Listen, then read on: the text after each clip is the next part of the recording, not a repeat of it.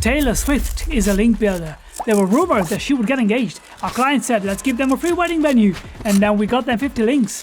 That's digital PR. Wix Studio, one end-to-end web creation platform for your agency to deliver exceptional work with absolute efficiency.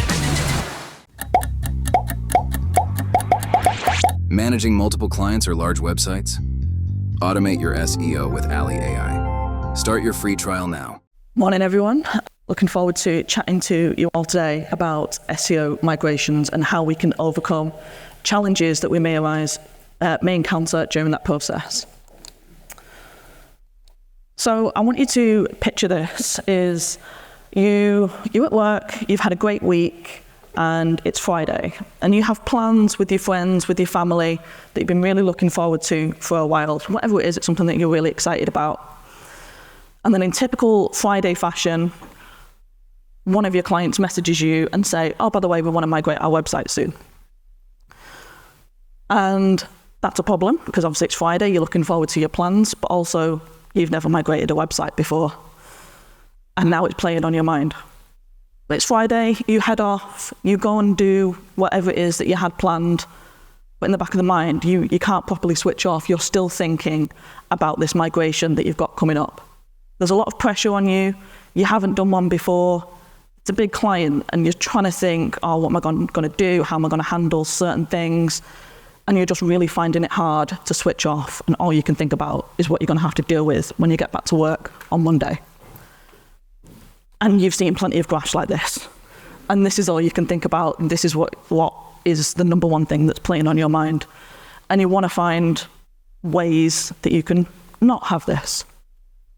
And that's what I want to talk you through today, and come up with some of the challenges that you might face and tactics that you can use to not have a graph like one of the ones that we just saw. So first of all, I want to cover some of the different types of site migrations that you might come across. There's a couple here and a couple on the next few slides, all different types of migrations that you might come across at some point in your career. It could be that the domain name is changing. You could be merging or moving certain parts of the website. Perhaps it's a HTTP to HTTPS migration, although hopefully not anymore. Hopefully that was done a long time ago. Perhaps they're expanding into a new international market and you need to be able to manage that. Or it might be a platform migration. It might be that they're moving to a new CMS. They might be even upgrading to a new version of that same CMS, and that's going to come with its own challenges. Some of the other platform migrations could be adding new features, something that wasn't there before, and they could be also redesigning the site. If it's a content migration, they might be adding new pages, or they might be removing pieces of content, or even consolidating them together. And similarly to the international approach, perhaps they're expanding into new languages or locales. And the final type of migration that you might come across is changing the structure. So perhaps they're changing the hierarchy. They might be making big changes to the navigation. Hopefully they're the same on the mobile and desktop as well. Making big changes to the internal link and changing the user strategy. Perhaps they want to send people down a different route to conversion. There's various reasons why they might want to do that. But these are all things that you need to know up front.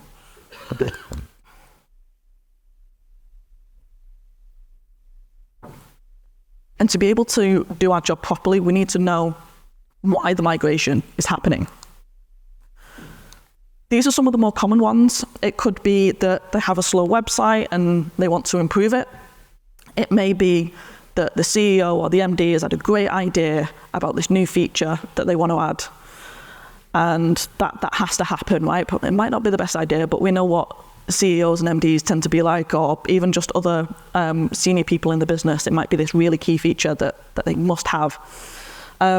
Reorganizing content we talked about as well, and scalability and expansions.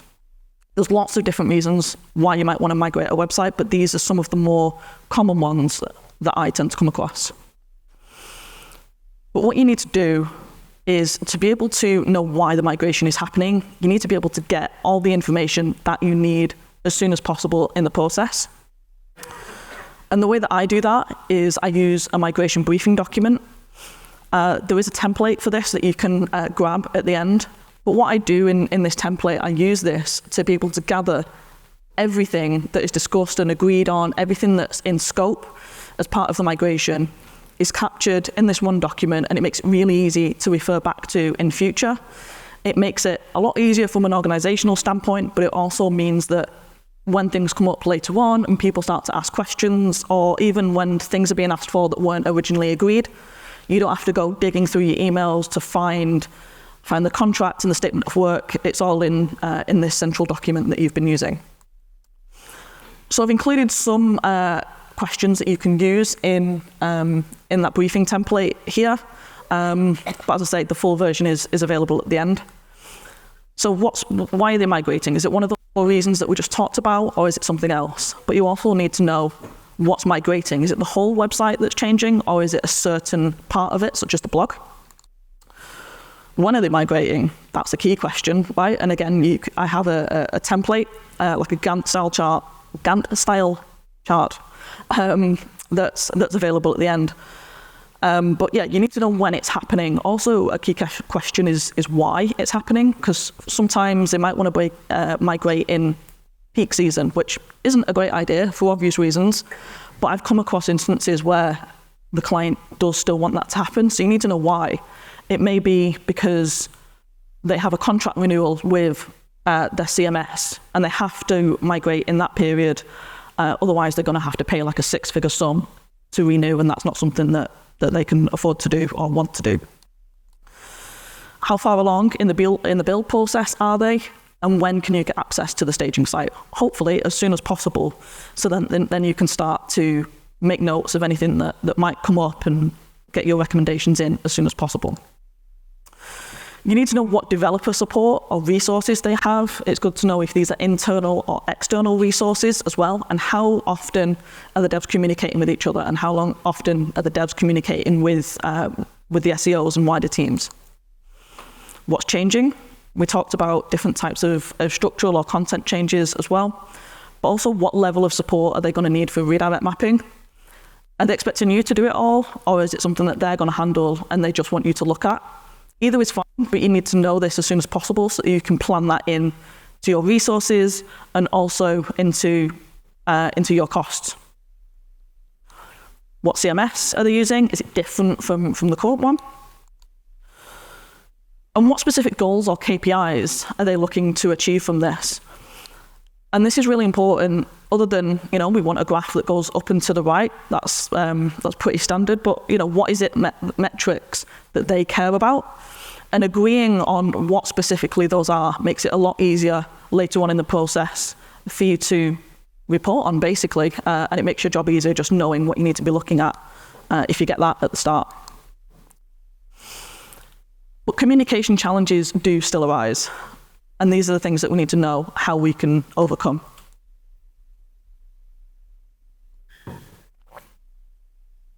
Again, these are some of the most common ones, but making sure that we have a clear timeline. You can use my template to help with that. Break it down by milestones. So, it could be like you've got your UAT, staging, launch, post-launch, or it could be my specific dates.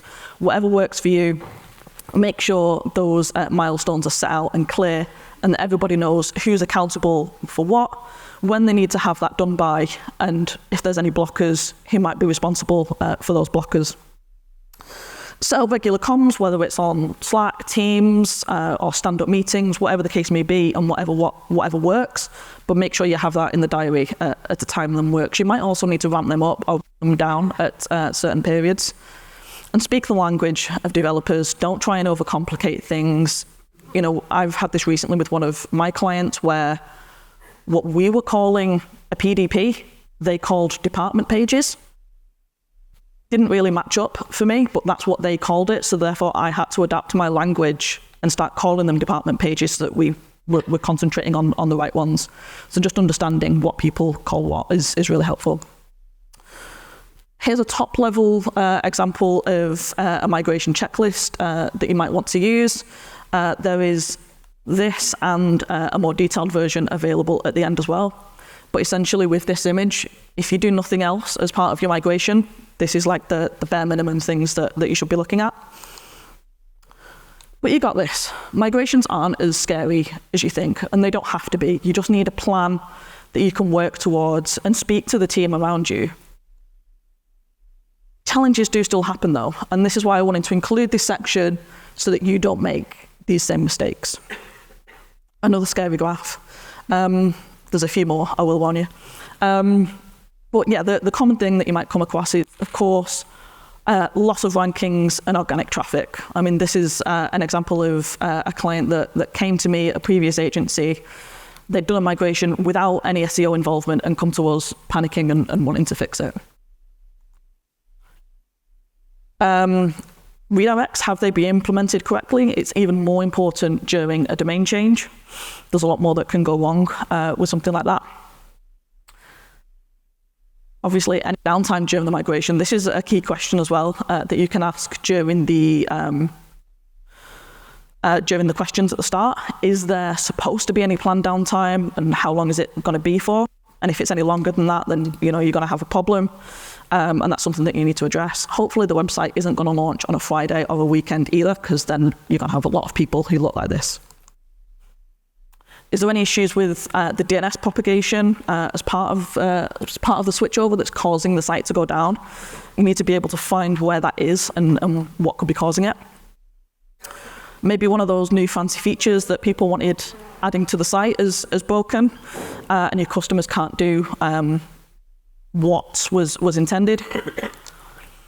And similarly, maybe there were certain features on the old site that worked well and they're now not there on the new site for whatever reason, and your customers are getting frustrated. Maybe there's issues with the payment system. Of course, if you're on an e-commerce site, that's one of the worst things if people can't check out on your site. But that is something that can happen during the switchover process. There's a lot of moving parts, and just because it was working before doesn't mean it is still going to be working now. And hreflang, when that goes live, unfortunately, there can be things that change during that process. So again, because it was working before doesn't mean it's working now. So that is something that you need to check before and after launch. And maybe those changes to the nav have just not worked in the way that you thought. People are interacting with them in a different way, and it's causing a poor user experience on the site. You can also experience broken links and missing pages. There can be problems with analytics. I don't just mean GA4. It can be other things other than GA4. But there can be other things that are causing even data inconsistencies and just causing you a massive headache. But what can we do about all of those problems? Well, we can review the analytics data. Find what specific pages have been affected by this. Is it everything, or is it just certain ones? Once you know what's been hit most, then you can take the necessary actions to address them. Check your redirects. This is an example from Bayern Munich. They changed from .de to .com. But obviously that's clearly not a good graph as well. But yeah, check your redirects and check them again. Make sure that they're all working and that they are all going to the pages that you expect them to go to. Don't know if anyone from My Love Wallpaper is here. If you are, I'd love to chat and find out. But these were a competitor of one of our clients at Journey Further. And the client comes to us and they're like, these guys have disappeared, what happened? And then we looked into it and we saw that graph. From what we could tell, it looked like the redirects were bulk redirected to everything to the homepage or to one or two category pages rather than mapping them individually. That was our very quick theory, but either way, not good. When the site goes live, check for any indexation blockers. Is the robot.txt file been updated, or are there certain things that are being blocked within that? Same with meta robots, anything that's stopping indexing there that shouldn't be. Maybe the password protection wasn't removed, or the canonicals is still pointing back to the staging site. These are all things that you can look for. XML sitemap, has this been updated? Does it contain the correct URLs? I've seen it a few times where the sitemap has been updated, the site's gone live, but then it still contains the staging domain in there and not the live domain. So make sure that it's correct and it's doing what it should. Site speed, how was that changed? Hopefully it's improved, or does it just affect certain templates? It's different on a staging server. They're usually slower. So make sure you check them on the live server so you can see how that may have changed and what it's looking like for all of the main pages on the site, main templates. Content, is it still targeting all of your main pages, especially if you've got a target set of keywords that you work towards? Are those still correct? Do they still have the right intent behind them? If not, then obviously that's something that we can address and look to update. Status of backlinks, are they all still pointing to the right pages? With a migration, you can often lose backlinks. So that can be like a nice, relatively quick win that you can look at, is checking your redirects and seeing if there's any opportunities there. Now, with all of this, it's important to remember, migrations can go wrong, as we've seen. But just because things don't look amazing at first, don't panic. Look at everything that we've just discussed. Be patient and monitor it over time. When you're having your stand-ups, make sure that you get everybody on the same page. We don't want anybody trying to blame each other and be like, well, you didn't do this or you didn't do that. I mean, that achieves nothing and just pisses people off. So make sure that everyone understands what's happened or what's not happened, and then you can all agree on the next steps. It's not about passing blame on everybody. You're all on the same team. You're trying to work together to do what you need to do. But if you do start to see, this negativity carry on, then we need to know, again, like the immediate actions that we can take to react to that initial decline. These are some initial ones that you may take, but, when you're talking to everybody and, like I say, aligning with everybody on the same page, based on what you've all agreed and that you have to do in those open discussions, then you can start to work together to make the necessary adjustments. But it's also important and really useful, I find, to keep detailed records of what's been done to fix those. Because that means that should any of this happen again, or when you go for your next migration, you know what you did then. And so if it happens, you can handle it a lot quicker now. And it also gives you almost that safety blanket of knowing that, yeah, I fixed it last time, so it's okay, I know what to do. And also annotate the things that you've done on analytics or whatever other platforms you have, SEO Monitor, Dragon Metrics, whatever it is, annotate them on there so then you can see whether it was a good or a bad change.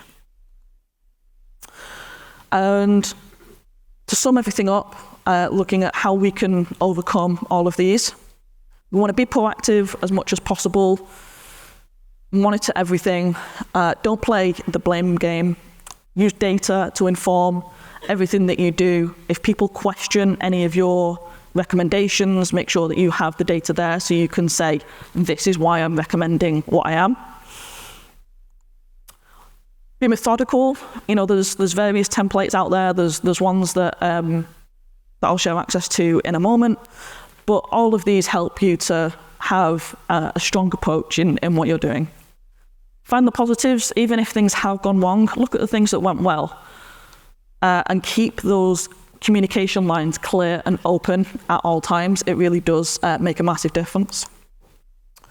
Don't migrate in peak season. I said this earlier, sometimes you have no choice, but as much as possible, try to avoid that, at least without a very good reason. Get content on staging as soon as possible. That's going to save you massive headaches. It means you can actually do the redirect mapping and get everything set up as soon as possible. And make sure that you leave time in your planning and in your roadmaps for staging checks and any fixes that you might need. And most importantly, try and encourage multi-layer approvals in your process. I'm not just talking about redirect mapping, I mean in the actual launch process itself.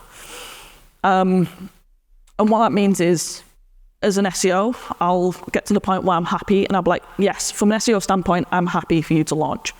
You go to the client, you speak to them, and make sure that they're happy to launch.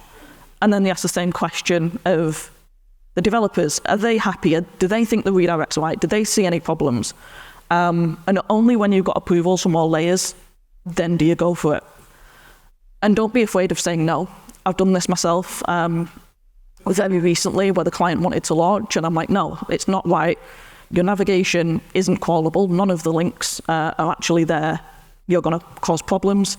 They wanted to do it because they had their own reasons, but I had to say, no, if you do, you're doing it against SEO advice, and it's going to cause you this, and this problem. So it's okay to push back and say no, and then we went from there and we were able to fix them. And hopefully you'll have a graph that doesn't have this bit in the middle. You just go straight from there to there without the awkwardness in the bottom. So ultimately, take control of your client's migration with confidence, and you can do that using these handy resources that I've got shared on there. But ultimately, that was me.